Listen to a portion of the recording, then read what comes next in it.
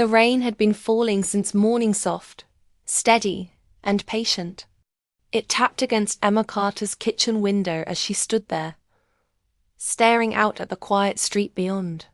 The world outside seemed peaceful, but inside her, a different kind of storm had been brewing for months. Her small house felt too still lately. It was neat, warm, and filled with the scent of freshly brewed coffee. Yet it carried a silence that clung to every corner. Sometimes she'd catch herself setting an extra cup on the table out of habit, then quickly putting it back in the cabinet, pretending she hadn't. 2 years ago, that cup belonged to Daniel Hayes. They had once shared mornings here, laughing over burnt toast and too strong coffee, arguing about the news and making small plans that felt like forever. But forever, as Emma had learned, didn't always last. She didn't know when the distance began. Only that one day the messages grew shorter, the calls less frequent, and the warmth between them began to fade. There hadn't been a fight, no cruel words, no ending that made sense. Just a slow unraveling until Daniel quietly disappeared from her everyday life. Now, on most days, Emma filled her time with work at the local bookstore and long walks by the river. She told herself she was fine, that she had moved on. But sometimes, when the sky turned grey like today, she'd find herself scrolling through old photos or rereading their last conversation, as if searching for a clue to what went wrong. That afternoon, the store had been unusually empty. Only a few customers came in, mostly browsing without buying. The rain had kept people away, and by the time Emma closed up, the world outside was painted in the pale blue of early evening. She locked the door, grabbed her coat, and drove home in silence, the sound of the wipers matching the rhythm of her thoughts. When she walked inside, the house greeted her like it always did, with quiet acceptance. She turned on a small lamp near the sofa and slipped off her shoes. Her phone buzzed faintly on the table, but it was only a reminder from her calendar. No messages, no calls. For some reason, that small detail hit harder than usual tonight. Emma picked up her phone and opened her message app, scrolling down to the name she had long tried to avoid. Daniel H. She hesitated. It had been exactly 731 days since their last exchange. She remembered the number because she had counted once, then tried to forget, but clearly hadn't succeeded. Her thumb hovered over the screen. She told herself she was only curious, that she just wanted to see the last thing they'd said. But as her eyes scanned the words, something inside her tightened. Her message had said, "I hope you find what you're looking for." And his reply had been, "Take care, Em." That was all. No explanation. No closure. Just an unfinished sentence that life had filled with silence. She sighed and set the phone down, trying to shake the ache in her chest. Yet before she knew it, her fingers picked it up again. Her heart raced a little, like it used to when she waited for his replies late at night. Without thinking, she began typing. "Do you ever think about the way things used to be?" She stared at the words. It was a foolish question. Childish, even. She should delete it. But her hand trembled, and before she could stop herself, her thumb brushed the send button. The message shot off, disappearing into the digital distance between them. Emma froze. Her breath caught in her throat. "No, no, no," she whispered to herself, pressing the side of her phone as if she could somehow pull it back. But it was too late. The message was gone.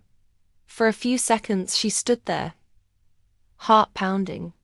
Then she locked her phone, dropped it onto the couch, and walked into the kitchen, trying to distract herself by washing dishes that were already clean. It was ridiculous, she told herself. He probably changed his number long ago. Maybe he wouldn't even see it. Or worse, maybe he would, and it would mean nothing at all. But deep down, beneath all her practiced calm and quiet dignity, a small, stubborn piece of her heart dared to hope. She tried not to think about it as the hours passed. She made dinner, watched a few minutes of a movie, then turned it off. The rain kept falling outside, whispering against the glass like an old song she half remembered. Before going to bed, she glanced one last time at her phone. Still no reply. She placed it on the nightstand and turned off the light. But long after the room went dark, she lay awake, thinking about how easy it was for a single message, just a few words to carry the weight of everything left unsaid. And somewhere, between restlessness and sleep, Emma whispered into the quiet, "Maybe it's better if he never answers." But even as she said it, she knew it wasn't true. Because what frightened her most wasn't that Daniel might never reply. It was the thought that he just might. The morning light crept gently through the curtains, brushing across Emma's face as she stirred awake. She reached for her phone out of habit, still half asleep, expecting nothing new, just the usual weather alerts and calendar reminders. But there it was. New message from Daniel. Her breath caught. For a long moment, she didn't open it. She simply stared at his name, her mind spinning with 100 questions. What could he possibly say after all this time? Was it anger, kindness, indifference? Finally, with a shaky hand, she tapped the screen. His message was short, but it was enough to make her heart ache. "Every day. But I didn't think you wanted to remember." She read it twice, 3 times, as if the meaning might change. The words were gentle, almost hesitant, but filled with a quiet truth. He remembered. After everything, he still remembered. Emma sat at the edge of her bed, lost in a wave of memories that rushed back all at once. She remembered the first time they met. It had been in the same bookstore where she still worked. Daniel had walked in, looking completely out of place among the dusty shelves and quiet music. He had come to buy a book for his niece's birthday, but he didn't know what to choose. "Something that says I care, but not in a boring way," he had said with a crooked smile. Emma had laughed softly, guiding him toward a small section of illustrated storybooks. He asked more questions than necessary, lingering longer than most customers. And before he left, he said, "You make this place feel a little brighter, you know that." That was the beginning. What followed were countless little moments that built a bond neither of them had planned for. Daniel would stop by the shop every Friday afternoon, always pretending it was to pick up a new book, but always leaving with one more reason to come back. Sometimes they talked about literature, other times about life, dreams, and the kind of things people only share when they forget to guard their hearts. Soon, their friendship spilled beyond the bookstore. They met for coffee on Sunday mornings, walked by the lake on quiet evenings, and shared dinners that turned into long conversations. He told her about his work as a freelance architect, how he loved creating spaces that made people feel at peace. She told him about her dream to open a little reading cafe someday, one with soft chairs, warm lights, and shelves filled with stories that made people believe again. There was never a declaration of love, no grand promises, just a steady warmth that grew stronger with every passing day. But life, as it often does, began to shift. Daniel got a big project offer in another city, one he couldn't afford to refuse. It was supposed to be temporary, just a few months. Yet those months stretched into a year, and then 2. They tried to stay in touch, at first with long phone calls and daily texts. But work consumed him, and loneliness began to change her. Messages turned into brief check-ins. Calls became rare. Then, one day, silence simply stayed. Emma told herself she understood. People drift apart, it happens. But sometimes she'd catch herself walking by the cafe they used to visit, half expecting to see him sitting by the window, waiting for her with that patient smile. Now, reading his message after 2 years, she realized how much of that space between them had been built on misunderstanding. She had thought he didn't care. Maybe he had thought the same of her. Her fingers hovered over the screen, unsure how to reply.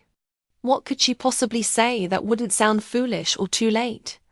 After several minutes, she finally typed, "Maybe I do want to remember. Maybe I never stopped." She hit send before she could change her mind. For the rest of the day, she felt restless, her thoughts tangled between past and present. Every sound, every sight seemed to remind her of him. When she passed by the old cafe that evening, the memory of their laughter felt almost alive. She could still see him there, his jacket draped over the chair, his hand cupped around a steaming mug, his eyes full of that quiet attention that always made her feel seen. There had been one afternoon she would never forget. They had sat by the lake, watching ducks skim across the water, and Daniel had said something that stayed with her. "You ever think about how some people just fit into your life like they were meant to be there? Not perfectly, not easily, but deeply." She hadn't answered then, but she remembered wanting to tell him, "That's what you are for me." Now, years later, those words echoed inside her as if time had only paused, not passed. That night, before bed, she checked her phone again. Still no new message from Daniel, but she didn't mind. For the first time in years, she felt something other than regret. She felt alive again, hopeful, uncertain, but alive. Outside, the rain had stopped, and the moonlight brushed gently across her room. She smiled faintly, whispering into the quiet, "Maybe some stories just wait for the right chapter to begin again." And somewhere miles away, Daniel stared at his own phone, reading her message under the same moonlight, wondering if he should ask the question that had been in his heart since the day he left. The next evening, Emma sat by her window again, the sky outside painted in gentle shades of rose and gold. She had promised herself she wouldn't check her phone. Not every minute, at least. But when it buzzed softly on the table beside her, her heart leapt before she even looked. The message was from Daniel. "Can we meet? There's something I've wanted to tell you for a long time." Her chest tightened. The words seemed to echo through the quiet room. For a moment, she didn't move, just stared at the screen, caught between fear and something dangerously close to hope. She read it again and again. 2 years of silence, one unexpected message, and now this. Emma stood, pacing slowly. Part of her wanted to say no, to protect the fragile calm she had rebuilt. But another part, the part that still remembered the warmth of his laughter and the safety of his presence, whispered that some stories don't end just because we stop telling them. After a long breath, she typed, "Okay. Where and when?" His reply came almost instantly. "The cafe by the lake. Tomorrow at 5. The same place. The same time of day they used to meet." It felt like stepping into a memory. The next day, Emma spent longer than usual getting ready. Not because she wanted to impress him, but because she needed to feel steady. She chose a simple navy dress, one she'd worn before on an ordinary day. But today, nothing felt ordinary. The cafe was just as she remembered. The bell above the door chimed softly when she walked in, the air filled with the smell of coffee and baked bread. Her heart raced as her eyes scanned the room, and then she saw him. Daniel sat near the window, sunlight brushing across his face. He looked older, more tired, maybe, but his expression held that same quiet kindness she had missed. When their eyes met, he stood, unsure whether to smile or not. She did first. "Hi, Daniel," she said softly. He returned the smile, though it trembled slightly. "Hi, Emma. It's been a long time." They sat down. For a few moments, neither spoke. The hum of conversation around them filled the silence, and then Daniel broke it gently. "I wasn't sure you'd come." "I almost didn't," she admitted. "But I guess I wanted to know what you had to say." He nodded, looking down at his coffee. I don't blame you. The tension between them wasn't heavy, just fragile, like glass waiting to be handled carefully. Finally, Daniel looked up. When I got your message, I didn't know what to think. I thought you'd moved on. But seeing your name again, it felt like a part of my life came back. Emma's eyes softened. I thought you forgot me. He shook his head. I tried. But you don't forget the person who taught you how to feel at home in your own life. She smiled faintly, her eyes glistening.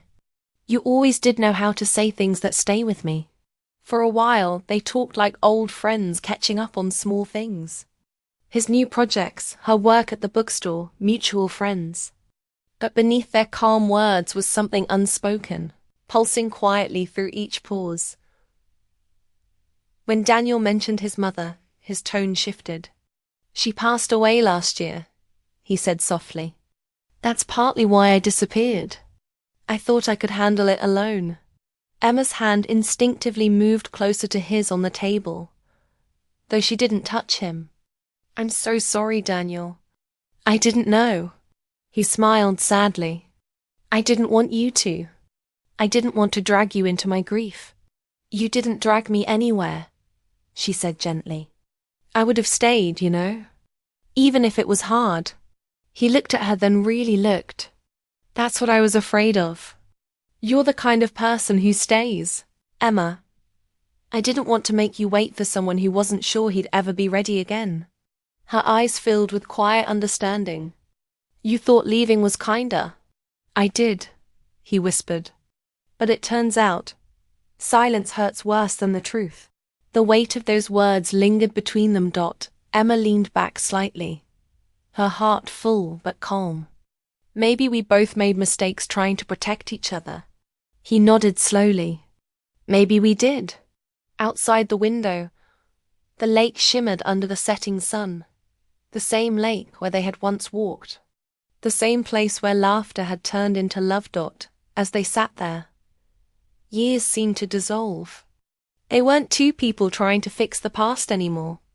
They were two people quietly realizing that the past had never really let go. The conversation turned lighter as the evening went on. They talked about favorite books, old dreams, and the ways they had changed. Every laugh felt like a gentle repair, stitching torn memories into something new. When it was time to leave, Daniel stood and hesitated before saying, Would it be all right if I called you again sometime? Not about the past, just to talk? Emma smiled, a real smile this time. I'd like that. He nodded, relieved. Then I will. As she stepped out into the cool evening air, Emma felt the world exhale around her. She looked back once Daniel was still at the table, watching her go with an expression she couldn't quite name. The rain had started again, light and tender. She didn't rush. For the first time in years, she felt something she hadn't dared to feel before. Peace, and somewhere deep inside, a small hope whispered that maybe, just maybe, some stories were meant to find their way back, no matter how long it took. The morning after their meeting, Emma felt lighter but also strangely restless. She had expected closure, a simple end to an unfinished story. Instead, she found herself replaying Daniel's words over and over, hearing the warmth in his voice, the way his eyes had softened when he spoke about the past. At work, she caught herself drifting into daydreams. The sound of the bookstore door opening would make her glance up too quickly, half expecting him to appear again, holding some excuse to see her. But it was never him. By the afternoon, the weight of everything left unsaid began to stir inside her. There was so much she still didn't understand: why he'd truly left without a word, why he hadn't trusted her with his pain. That evening, as the sky turned dusky pink, her phone rang. Daniel Hayes. For a moment she just looked at the screen, her pulse quickening. Then she answered softly, Hey. Hey. His voice came through, calm but hesitant. Is this a bad time? No, she said quickly. I was just thinking about yesterday. Me too, he admitted. There was a pause. Actually, that's why I called. There's something I didn't say. Something I probably should have told you years ago. Emma felt her chest tighten. All right. He exhaled on the other end. When I left, it wasn't only because of work or my mother's illness. I didn't tell you everything because I didn't want to burden you with what I was going through. I was scared. Scared of what? She asked quietly. Scared that if you knew how uncertain my life had become, you'd feel sorry for me. Or worse, you'd stay when I couldn't promise you anything. His honesty was soft but raw, and Emma could feel the weight of it even through the line. You should have trusted me enough to decide that for myself, she said gently. I know, he murmured. But at the time, I thought distance was kindness. I didn't realize silence can be cruel too. Neither spoke for a long moment. Only the faint sound of rain filled the quiet between them. Finally, Emma said, I spent months thinking I did something wrong. That maybe I wasn't enough to make you stay. Daniel's voice dropped lower, thick with emotion. You were more than enough, Emma. That was the problem. You made me want to stay when I had every reason not to. Her eyes stung with tears. There it was, the truth she had sensed but never heard. The unspoken reason behind their heartbreak wasn't anger or betrayal. It was fear. He continued softly. Every time I thought about calling you, I stopped myself. I'd start typing a message and delete it. I didn't want to come back half-formed, still figuring out who I was. But then your message came out of nowhere. It felt like the world was giving me one more chance to say what I never could. Emma smiled faintly, though tears slipped down her cheek. Maybe it was giving us both a chance. They stayed on the phone for hours talking, not about the past or the pain, but about small, ordinary things. The sound of rain, her favorite books, the way he still couldn't start his day without 2 cups of coffee. The conversation flowed naturally, like it used to dot at one point. Daniel laughed, and it filled her chest with warmth. Do you remember that night by the lake when we argued about whether stars were luck or destiny? She laughed softly. You said destiny. I said coincidence. He smiled through the line. And we never settled it. Maybe we weren't supposed to, she whispered. Maybe some questions don't need answers. There was silence again, but a tender kind, the kind that held unspoken emotions rather than distance. I wish I'd been braver back then, Daniel said quietly. You were doing your best, she replied. We both were. I think about you a lot, he added after a pause. Not just the you I remember, but the person you probably are now. I don't want to lose touch again. Emma's heart softened. You won't. Not if we both want this to be something real again. He hesitated. Do you? She looked out the window at the soft drizzle painting silver trails on the glass. I don't know what again means yet, she said truthfully. But I do know it feels right talking to you. That's a start. He smiled, and she could hear it. Then that's enough for me. Before hanging up, he said gently, Thank you for reaching out, Emma, even if it was by accident. She laughed through a sniffle. Maybe it wasn't an accident after all. After they hung up, Emma sat quietly, her phone resting in her lap. She wasn't sure where this was leading, whether it was a second chance or just a closing of the circle. But for the first time in years, she didn't feel lost in the what-ifs. She felt seen. Understood. That night. She opened her window and let the cool breeze in. The rain had stopped, leaving behind the smell of earth and renewal. She whispered to the night, almost to herself, some things don't need fixing. They just need understanding. And far away, Daniel sat by his own window, staring at the same moonlight, wondering if she knew he was thinking the same thing. Rain began to fall just as Emily reached the small cafe on Main Street. The sky had that soft grey hue that made the world feel quiet, like it was holding its breath. She sat by the window, her hands wrapped around a cup of tea she barely touched. Her phone sat face down on the table, though every few seconds she glanced at it, as if willing it to light up. It had been 3 days since she sent the message. 3 days since she'd told Mark everything she had kept inside for years. Not love exactly, not a confession. It was simpler than that, but somehow heavier. She'd written, "I've missed our talks. I hope you're doing okay." It wasn't much, but for her, it felt like crossing an invisible line she had drawn years ago. The door opened. The small bell above it chimed softly. And there he was, Mark, standing in the doorway, shaking the rain from his jacket. His eyes found hers instantly. That old connection, unspoken, almost electric, seemed to bridge the space between them. He gave a small, unsure smile before walking over. "Hey," he said softly. "Hey," she replied. For a few seconds neither spoke. The world outside blurred into soft shapes, umbrellas, passing cars, wet streets, but inside, everything felt sharply focused. They talked about ordinary things at first: work, family, the new bookstore that had opened down the street. But beneath each word, something deeper flowed quietly. The pauses between their sentences felt fuller than the words themselves. Finally, Mark exhaled, setting his coffee down. "I didn't expect to hear from you," he said. "Not after all this time." Emily smiled faintly. "I almost didn't send it. I must have rewritten it a dozen times." He nodded. "I'm glad you did." His voice carried something unguarded, almost fragile. There was silence again, the kind that felt familiar and safe. She looked at him and saw traces of the man she had known years ago. The easy smile, the kindness in his eyes, the way he always listened like every word mattered.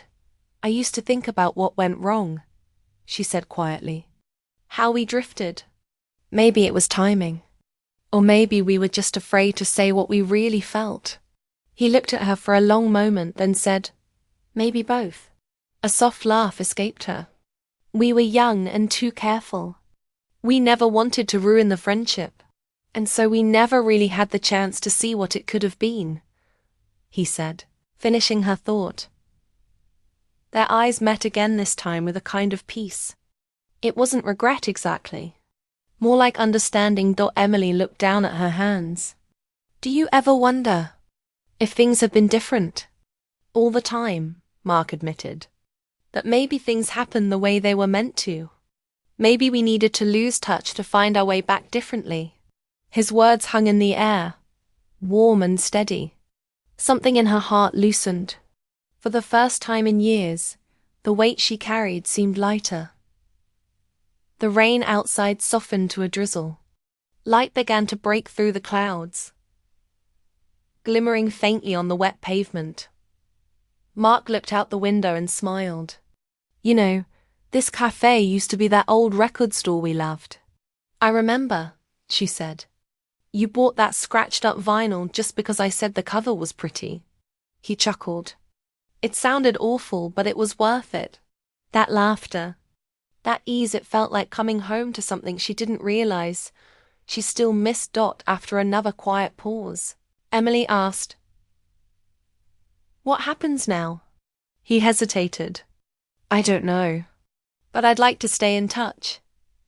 Maybe start again, if that's okay with you." Her heart caught for a moment and steadied. "I'd like that too. No promises, no grand declarations.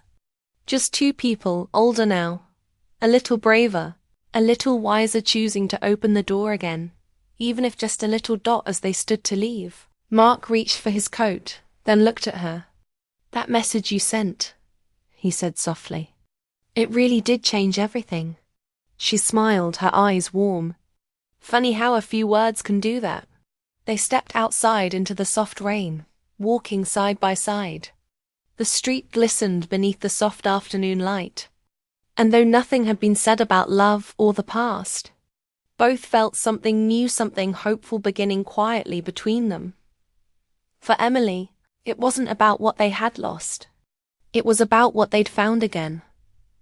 Courage, forgiveness, and the simple beauty of a second chance.